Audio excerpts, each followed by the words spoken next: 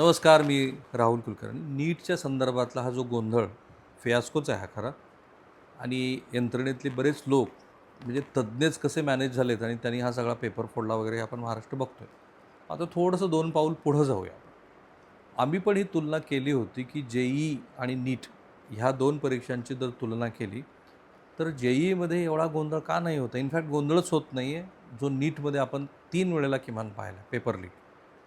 So ती तुलना झाल्यानंतर अनेक मंडळींनी ह्या संदर्भामध्ये सकारात्मक, काही जणांनी थोडेसे सुधारणात्मक असे आपलं मत मांडलं. आणि त्या दरम्यान केंद्रीय शिक्षण मंत्री श्री धर्मेंद्र प्रधान यांनीच घोषणा केली की आता इथून पुढची परीक्षा ही जेईई सारखीच होईल.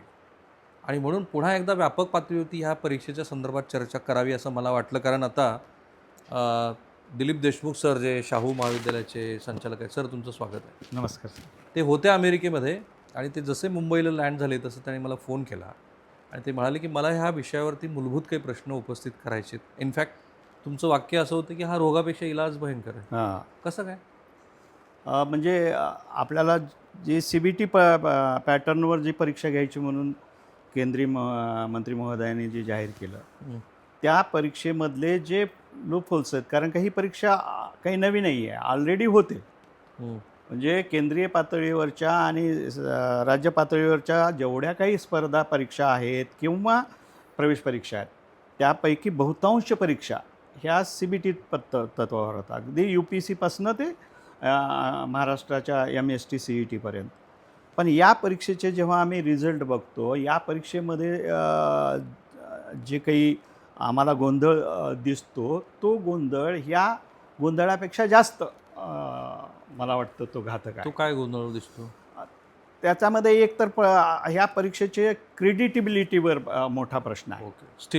स्टील ह्याच्यावर तक्रार होत नाही म्हणून तो बाहेर येत नाही, हा भाग वेगळा. याच्याबद्दल जेवढी मेडिकलच्या बाबत सेन्सिटिव्हिटी आहे पालकामध्ये, विद्यार्थ्यामध्ये, तेवढी इंजिनिअरिंगच्या बाबत सेन्सिटिव्हिटी नाही आहे. का? त्यांना अनेक पर्याय उपलब्ध आहेत.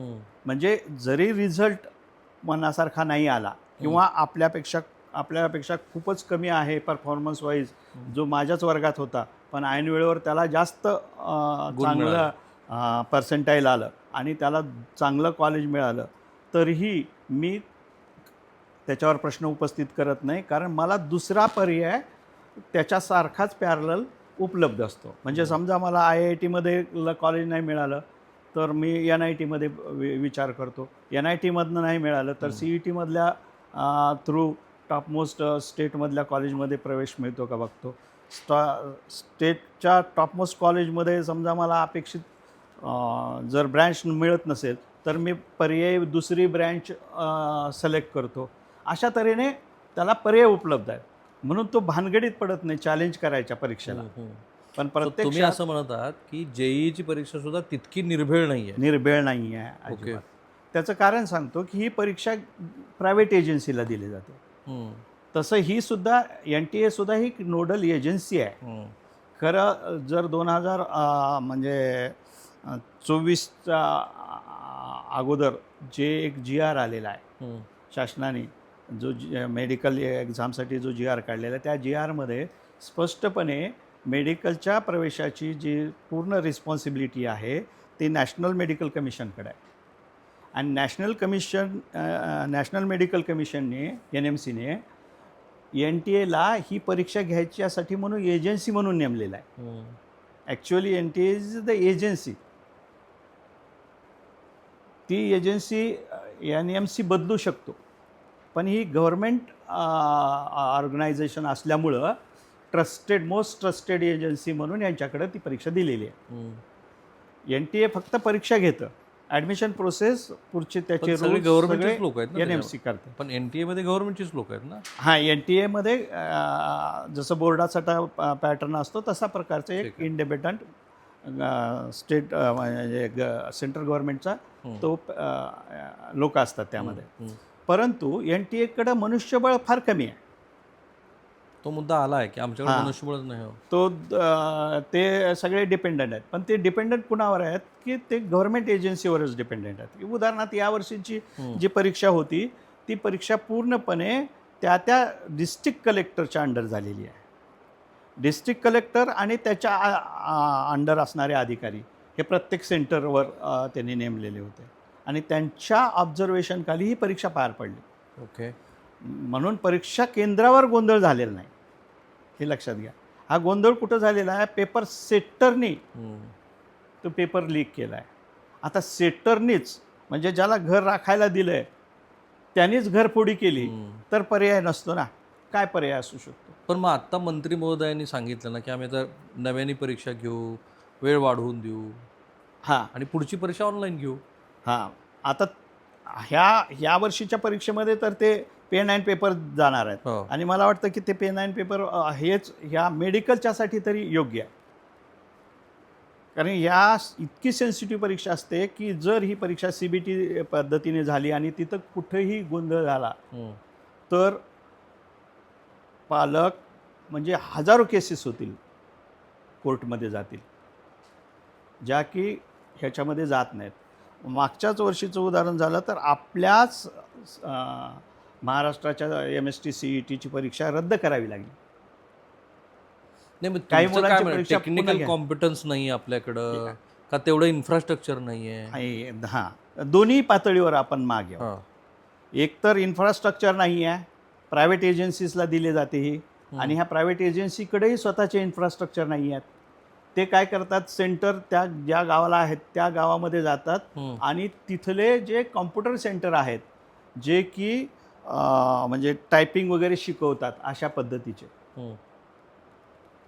त्या कॉम्प्युटर सेंटरला ते सेंटर देतात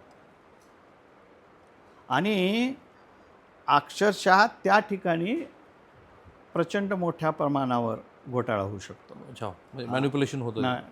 टेक्निकल पर्सन्स मॅनिप्युलेट करतात.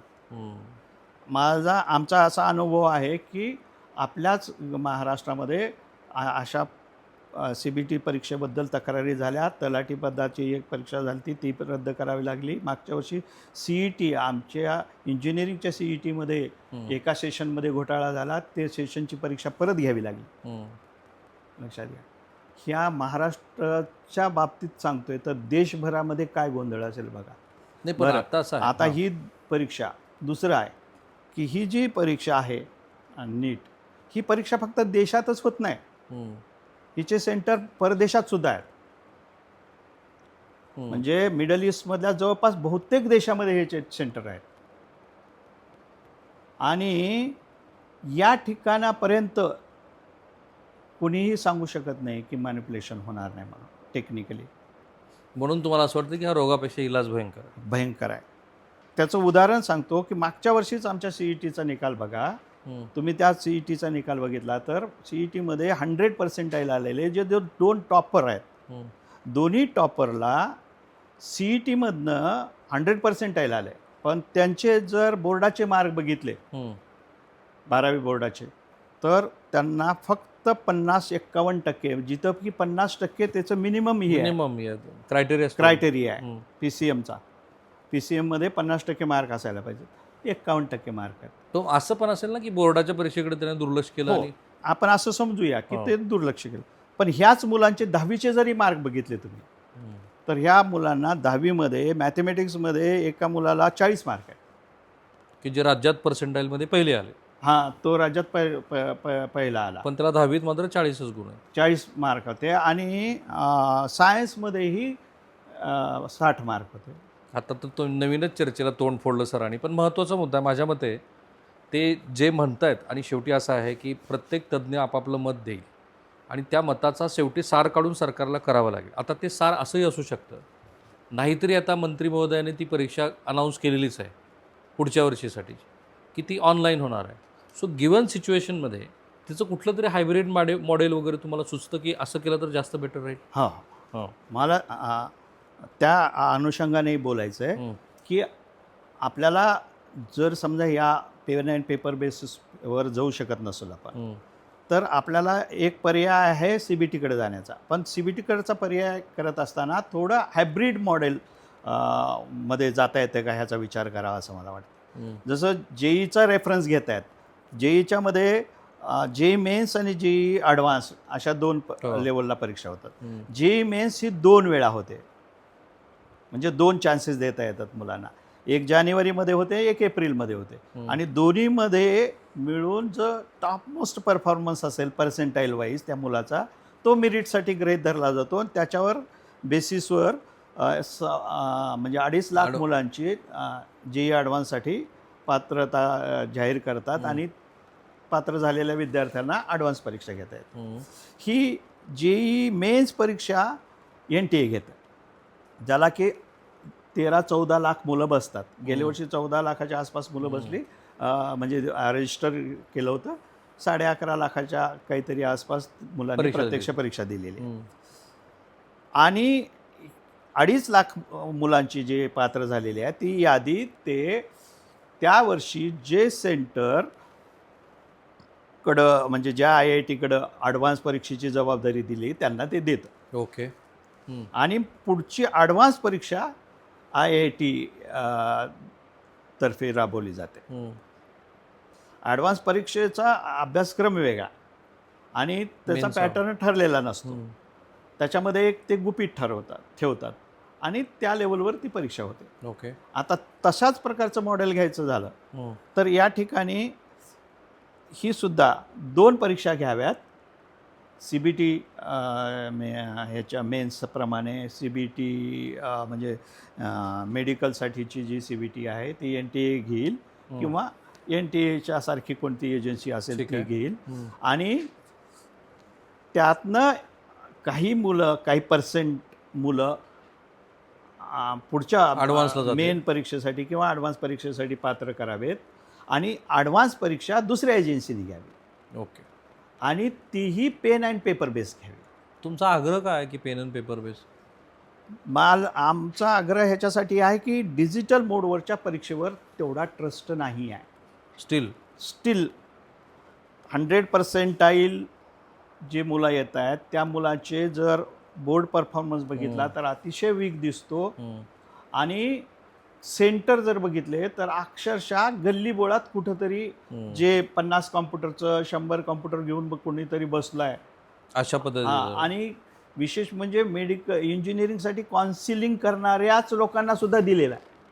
बघा, जे काउन्सिलर मुलांना हमी देतात की मी तुला मिळालेल्या मार्कामध्ये चांगल्यात चांगलं कॉलेज ब्रँच मिळवून देतो आणि त्याच्यासाठी मार्गदर्शक म्हणून पैसे घेतात, त्याच काउन्सिलरच्या कॉम्प्युटर सेंटरवर परीक्षेचे सेंटर दिलेले आहेत. So it's a matter of infrastructure. तुमचं मत असं आहे की नाहीच आहे तुमच्याकडे इन्फ्रास्ट्रक्चर नाही आहे. मग जर तुम्हाला फक्त CBTवरच घ्यायची आहे तर दुसरा एक पर्याय असू शकतो की आपलं केंद्र सरकार, भारत सरकार असू द्या किंवा राज्य सरकार असू द्या, इतक्या परीक्षा आहेत यांच्या सगळ्या, MPSC UPSC सारख्या सहित बाकीच्या रेल्वेच्या आहेत, अनेक वेगवेगळ्या डिपार्टमेंटच्या आहेत, आर्मीच्या आहेत, सगळ्यांच्या आहेत. ह्या सगळ्या परीक्षा CBT तत्वावर घेतल्या जातात. ह्या प्रायव्हेट एजन्सीला देतात, प्रायव्हेट एजन्सीमार्फत ते घेतात. मग एवढ्या सगळ्या परीक्षा तुमच्या वर्षभर चालतात आणि ते गव्हर्मेंट रिक्रुटमेंटसाठी होतात. तर गव्हर्मेंटनी इतका सारा खर्च करण्यापेक्षा एक खर्च असा करावा ना, प्रत्येक जिल्ह्याच्या कलेक्टर ऑफिसमध्ये एक स्वतंत्र इमारत ठेवावी आणि त्या dedicated for only such exams, for all देशभरातल्या जेवढ्याही एक्झाम असतील वेगवेगळ्या. चांगलं सजेशन आहे. लक्षात आलं का? कलेक्टर ऑफिसच्याच प्रेमायसेसमध्ये त्यांच्याच देखरेखीखाली त्या ठिकाणचं सेंटर असावं. तिथं त्यांचा एक वेगळा पूर्ण जो काही इन्फ्रास्ट्रक्चर असेल आणि अगदी उपजिल्हाधिकारीपासून किंवा ॲडिशनल कलेक्टरसारख्या माणसापासून त्या ठिकाणी ती जबाबदारी द्यावी आणि देशातल्या सर्व परीक्षा त्याच सेंटरवर घ्या. मी त्यातल्या त्यात ही उत्तम पर्याय ते सुचवतात. अर्थात तिथे काही घोटाळे होणार नाहीत असं मी म्हणणार नाही, कारण अलीकडे रिस्पॉन्सिबिलिटी मी तेच म्हणणार होतो, कारण तलाठी प्रक्रियेपासून ते अनेक भरती प्रक्रियेमध्ये आपल्याकडे घोळ झालेले आहेत, पण ॲटलिस्ट त्याची रिस्पॉन्सिबिलिटी एका शासकीय यंत्रणेवरती फिक्स केली जाईल. पण तुमचं असं मत होतं की यापूर्वी ज्या वेळेला असे सजेशन्स मागवले गेले त्यावेळेला शाहू महाविद्यालयाच्या वतीनं तुम्ही सजेशन्स पाठवले होते, राईट? सो ते कुठले सजेशन्स होते जे आता तुम्ही सांगितले त्याच्या व्यतिरिक्त? आणि पूर्वी पण अशी परीक्षा होत होती की नीटची 2 पद्धतीनं व्हायची ना परीक्षा? हो. तो जरा प्रेक्षकांना पुन्हा एकदा आठवण करून. नाही, ही नीट येण्याच्या अगोदर जी राष्ट्रीय पातळीवरच्या एम्स कॉलेजेस किंवा 15% जागा जे शासकीय महाविद्यालयामध्ये केंद्र सरकारच्याकडं असतात त्या 15% जागांसाठी पूर्वी all India pre medical test AIPMT नावाची परीक्षा होत होती. आणि त्या AIMT परीक्षेमध्ये प्रिलिम आणि मेन असे 2 टप्प्यावरती परीक्षा होत होती. पहिल्या परीक्षेमध्ये प्रिलिमला खूप सारे मुलं बसायची. त्यातनं मी सांगितल्यासारखं आता जे JEEमध्ये जे फॉलो करतात त्या पद्धतीने काही पर्सेंट मुलांना 10% मुलांना मेनसाठी क्वालिफाय करायचे आणि त्यांची मेनची परीक्षा घेऊन त्यातनं जे मेरिटमध्ये येतील त्या मेरिटप्रमाणे ते ॲडमिशन प्रोसेस हे नीट यायच्या आधीपर्यंत हे सगळं चालू होतं. मग तिथे काही गोंधळ होत नव्हता, पेपर लीक होत नव्हते? नाही तिथं काहीच नव्हतं, गोंधळ नव्हते किंवा असले तरीही स्टेट लेवलचे जे कॉलेजेस आहेत त्या स्टेट लेवलच्या कॉलेजेसच्यासाठी म्हणून 85% जागांसाठी स्टेटच्या CET-मधनं प्रवेश होत होते. म्हणजे एखादा मुलगा त्या IIMT-मध्ये जर हे झाला फेल झाला तरी त्याला दुसरा पर्याय होता ना CET त्या स्टेटचा, किंवा त्याच्या अगोदर CET-च्या अगोदर बोर्डाच्या मार्कवर होते. पण मग मला तुम्हाला हाच प्रश्न विचारायचा आहे की आजच कर्नाटक सरकारनं अशी मागणी केली आहे, खरं तर काल केली आहे ती, आणि तमिळनाडूची तर खूप आधीपासून ही मागणी आहे की मुळात नीट परीक्षाच रद्द करा. अगदी बरोबर आहे त्यांची मागणी. म्हणजे तामिळनाडू सरकारने तर आपल्याला माहिती आहे की त्यांनी विधानसभेमध्ये ठराव केलेला होता. पण हेही तुमच्या माहितीसाठी सांगतो की ही जी कॉम्पिटिटिव्ह एक्झाम आली 12वी नंतर या मल्टिपल चॉईसची, ती पहिल्यांदा आली तामिळनाडूमध्येच. तामिळनाडू सरकारनेच बोर्ड कॅन्सल करून तामिळनाडूनेच ही MCQ टाईपची परीक्षा ठेवली. पण ती MCQ टाईपची स्टेट लेवलची परीक्षा होती, स्टेट लेवलची परीक्षा ठेवली. आता मूळ आक्षेप आहे तो तामिळनाडू कर्नाटकला, ते भलेही विरोधी पक्षातले सरकार असतील पण त्यांचं असं म्हणणं आहे की नको आहे आम्हाला, आमची परीक्षा आम्ही कंडक्ट करू. अगदी तुमचं काय मत आहे? नाही, तो पर्याय असू शकतो, पण त्याला महाराष्ट्रासारख्या स्टेटमध्ये किंवा वेगवेगळ्या स्टेटचा सिलेबस वेगवेगळा आहे आणि नॅशनल लेवलची ज्या परीक्षा होतात त्या परीक्षा अगदी जरी सगळे तज्ज्ञ किंवा NTA सहित सगळे सांगत असतील की आमचा स्वतंत्र एक सिलेबस आहे आणि त्या सिलेबसमध्ये सर्व राज्याच्या स्टेट बोर्डचा सिलेबस गृहीत धरून आम्ही बनवलेला आहे, पण सगळ्यांना हे माहिती आहे की हे CBSEच्या टेक्स्टबुकवर CBSEच्या सिलेबसवर आधारितच परीक्षा होते. स्टेट बोर्डाचा काही सहभाग असत नाही, मेजॉरिटी तर नाही आहे. नाही त्याचा अभ्यास नाही. आत्ताच मला सांगतो की ह्या नीटच्या सिलेबसमध्ये 2 वर्षापूर्वी काही बदल केले. त्या बदलामध्ये जे NCERTच्या बुक म्हणजे CBSEसाठी जे प्रिस्क्राईब्ड बुक आहे त्या बुकमध्ये नसणाऱ्या काही चॅप्टर्स त्या NCERTच्या सिलेबसमध्ये आले. उदाहरणार्थ बायोलॉजीमध्ये फॅमिलीज आल्या आणि त्याचा रेफरन्स देताना त्याने महाराष्ट्र स्टेट बोर्डाचा दिला की महाराष्ट्र स्टेट बोर्डामध्ये ह्याच्यामध्ये फॅमिलीज आहेत आणि त्या फॅमिलीज, पण ते फक्त सिलेबसमध्ये आहे. सिलेबस जाहीर होऊन आता जवळपास 5 वर्ष होत आली, जवळपास म्हणजे आपल्या ह्याच्या काळातच झालेला आहे तो सिलेबस. करोनाच्या काळामध्ये एकही प्रश्न आलेला नाही. मग पुन्हा मी तुम्हाला तोच प्रश्न विचारतो, कारण तो जो ॲडिशनल पार्ट टाकला आहे त्या पार्टवर म्हणूनच माझा प्रश्न असा आहे की लिव्ह असाइड पॉलिटिक्स, शाहूसारख्या महाविद्यालयातल्या मंडळींना असं वाटतं का की आपली पण स्वतंत्र नीट म्हणजे नीटमध्ये न पार्टिसिपेट होता प्रत्येक राज्याची स्वतंत्र असावी? नाही, स्वतंत्र असावी. 85% वेगळी आणि हे 15% वेगळी ती असावी आणि ती असली तर चांगलंच आहे. पण तत्पूर्वी तुम्ही 1 नेशन 1 एक्झाम जे केलात त्याच्याऐवजी आम्ही सातत्याने मागणी करतोय, बोर्डाकडे केली, तज्ज्ञाकडे केली, डायरेक्टर ऑफ एज्युकेशनकडे केली, मिनिस्टर ऑफ एज्युकेशनकडे केली, आम्ही स्वतः इथं आपल्या शाहू कॉलेजने काय की 1 नेशन 1 एक्झामच्या ऐवजी 1 नेशन 1 सिलेबस ठेवा. जो की आता तुमचा मुद्दा होता की वेगळ्या राज्याचं ते घेतच नाहीत बेसिकली, फक्त चर्चा केली जाते त्याची. आणि घेतला तरी त्याच्यावर प्रश्न येत नाहीत. फाईन. हा मुद्दा फार महत्त्वाचा आहे. म्हणजे मग इतर सगळ्या जे काही 29 राज्य युनियन टेरिटरीज वगैरे त्याला काय अर्थ आहे? जर तुम्ही केवळ एक सेंट्रलाइज पद्धतीनं ते घेत असतात आणि मुळात NTA यंत्रणा नाही आहे ह्याच्याबद्दल तर खूपच लोक बोलत आहेत. CET यंत्रणा नाही, कुणावर तर कुणावर डिपेंडेंट राहावं लागेल, तो काय प्रश्न आहे. इलेक्शन कमिशन सारखीच अवस्था आहे हां, सगळ्यांची. पण मी म्हणतो की जसं इलेक्शन कमिशन जिल्हाधिकारी आणि महसूल जिल्हाधिकाऱ्यावर यंत्रणेवर अवलंबून करतं, आहे. तशा पद्धतीने हेही करावं, ते केलं यावर्षी. पण जर तुम्ही एक नेशन एक सिलेबस ठेवलात, किमान सायन्स आणि मॅथ, आम्ही हेही सांगितलं की ठीक आहे, भूगोल वेगळा असू शकतो, एखाद्या राज्याचा इतिहास वेगळा असू आय ॲग्री विथ शकतो, यू. बरोबर. एखाद्या समाज एक रचना वेगळी असू शकते, ते ते मान्य आहे मला. पण पण सायन्स आणि मॅथमध्ये सायन्समध्ये काय काय आहे? बदल होणार आहे? युनिव्हर्सल आहे ना हे. बरोबर. जगामध्ये लाईट असा चॅप्टर जर घेतला, तर लाईट चॅप्टरमध्ये जगामध्ये तोच सिलेबस आहे. अगदी बरोबर. आता मला शेवटचा तुम्हाला प्रश्न विचारतो, फार मग तुम्ही महत्त्वाचा. ह्या किमान मॅथ आणि सायन्स हे देशभरात सगळीकडे सेम ठेवा ना. आणि मग राज्य सरकारला 85% जागासाठी परीक्षा घेऊ द्या त्यांची. आणि एम्स आणि 15% नॅशनल लेवलच्या ज्या काही जागा आहेत, त्यासाठी म्हणजे नॅशनल लेवलच्या एजन्सीज घेऊ देत. त्यामुळे Syllabus विद्यार्थ्यांची संख्या कमी होईल आणि जो ताण यंत्रणेवरती येतो आहे तो तोही कमी होईल. आणि जे म्हणजे चांगल्या पद्धतीने एम्ससाठी प्रिपेअर करतायत, त्या मुलांचं जर एम्सला नाही झालं तर स्टेट्समध्ये नुकसान होणार नाही त्या टॅलेंटेड मुलांचं. fine. कारण त्या सिलेबसवर ती स्टेटची होणार आहे. राईट. आपल्याला वेळेची मर्यादा आहे, तरी मला एक शेवटचा प्रश्न तुम्हाला विचारला पाहिजे. आत्ता जे काही बाहेर आलंय सगळं, हे काही आपापसातल्या क्लास चालकाच्या स्पर्धेमुळं आलंय का ते जे तज्ज्ञ होते तेच मॅनेज झाले आणि मग त्यांनी ते सगळीकडे स्प्रेड केलं? काय नेमकं घडलंय काय? नाही, आजपर्यंतचा अनुभव आहे. म्हणजे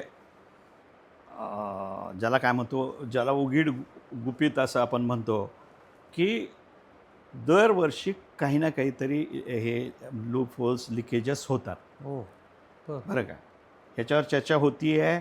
2024ला मोठी झाली, 2023ला झाली होती, त्याच्या अगोदर. Very shocking. दरवर्षी पेपर लीक हो, होतो. दरवर्षी होतात. पण ते काय होतात की इंडिव्हिज्युअल पर्सन टू पर्सन आहे. म्हणजे A to B आहे, B to B नाही. ओके. मास स्केलवरती झालं नाही. बिझनेसच्या स्वरूपात बिझनेस टू बोलायचं बिझनेस असेल. नव्हतं. हां. ते काय होतंय की एखादा पालक स्वतःच्या ओळखीने किंवा स्वतःचा सेटर आहे समजा, जो कोणी सेटर असेल, त्या सेटरच्या कोण भाचा असू शकतो, नातेवाईक असू शकतो, कोणीतरी असू व्हेरी शकतो. शॉकिंग. त्या लेवलपर्यंत काही एखाद्या वेळेस गेलं असेल. इंडिव्हिज्युअल लेवलवर कुठं लिकेजेस झालेले असतील, म्हणजे यावेळेला काय झालं मग? मास लेवलवर लिकेजेस झालेले नव्हते. यावेळेस काय झालं आहे की हे लिकेज मास लेवलवर झालं.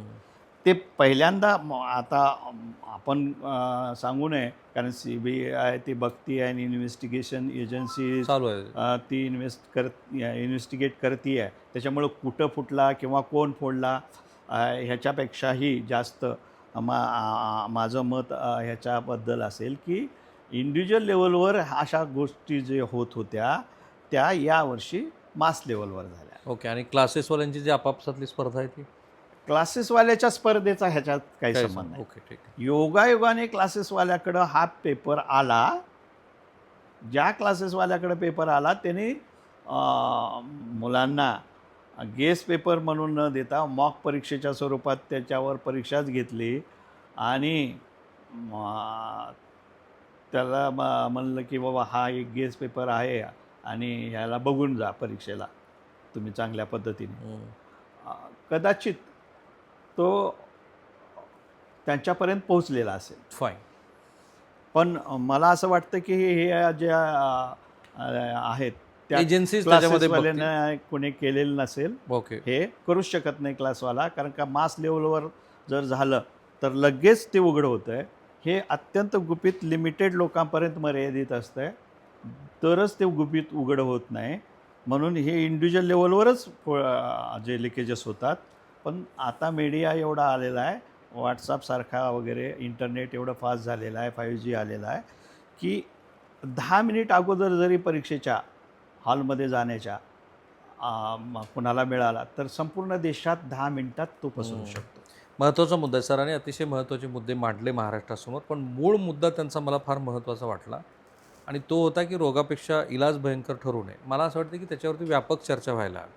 सरांनी जे मुद्दे मांडले तो एक भाग आहे. आणखी काही तज्ज्ञांची मतं असतील आणि सरकार पण जे करेल ते काही एकदम ठीक आहे, आज पालकांचा रोष कमी करण्यासाठी धर्मेंद्र प्रधान यांनी केलं, कारण त्यांच्याच राजीनाम्याची मागणी होते आणि माझ्या मते त्यांनी राजीनामा द्यायला पाहिजे. त्यांच्या काळामध्ये किती वेगळे ब्लंडर्स होत आहेत, मग त्यांचं शिफ्टिंग तरी करा ॲटलिस्ट. आणि केंद्र सरकार त्याच्यावरती आय होप की गांभीर्याने विचार करत असेल.